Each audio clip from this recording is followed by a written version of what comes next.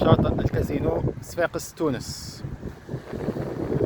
الأربعاء 13 شعبان 1446، الموافق ل 12 فبراير 2025. تدعيما لنشاط الأخ فريد مقني في تخليص شاطئ الكازينو بما تبقى من حجارة، ساهمت اليوم أنا وأخي حسان نخبو بما تيسر في تقليع الحجارة. هناك حتى حجارة ضخمة،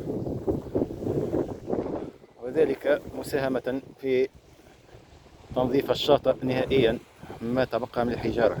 نرجو مساهمة المجتمع المدني في تخليص ما تبقى هناك القليل، وذلك عند فترة النزوح كل يوم.